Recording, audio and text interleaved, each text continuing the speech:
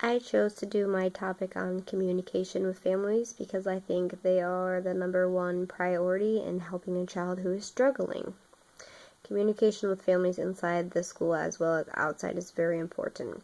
It builds a good bond between the student and the teacher and also the family as well. Communication can help a child who is struggling in school. The teacher would be able to find out if anything out of the norm is happening at home that's making it difficult for him or her at school.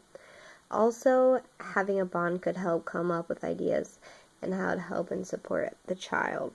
If there's anything going on at home, the parents might be able to give us insight if there was something that could be affecting the way that they're performing in school, as well as giving us any ideas on how the child best learns in their opinion, so hopefully we could figure it out as a team. Ways to communicate with families: sending home letters, setting up conferences, making phone calls, sending out emails, showing them progress reports on their children, and just meeting face to face just to chit chat and see how everything's going at home and making sure everything is good there and at school. Always be tactful with parents. Think and plan what you are going to say to them and how. Never be confrontational. Always speak in a pleasant voice, yet with firmness and authority when needed.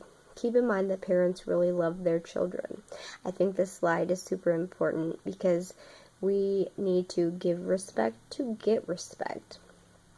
As a teacher, we need to make sure what we are saying to the parent is correct. If we have genuine worries about their children, then they need to know, and if they have any concerns of their own, it's good to have their input as well. The most important cause of communication should be to help the student. Nobody knows better how to educate the child than the parents. Finding ways to help the child succeed is the number one goal.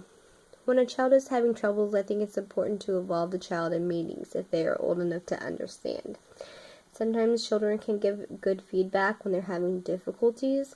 If they're pulled into a small meeting and their friends aren't aware, they may be more open to talk about what's going on and what they're having troubles with to help them. Children spend 8 hours out of the day with the teacher, so the parents need to make sure they're doing their part at home as well. The success of the child should not lay solely in the teacher's hands. If they're having problems, then they need to get help outside of the classroom as well. Ways that we stay in contact with our parents in my own school: we invite them to come and volunteer in the classroom and help out. We send home weekly newsletters so they are aware of what's going on. We hold parent-teacher conferences twice a year. Sometimes we have additional meetings if we have concerns. Before school starts, we have Meet Your Teacher Night so the kids can come in, get acquainted with the classroom, meet some of their friends, check out things around the room. And once a month, we also hold family fun nights where we invite families to come in.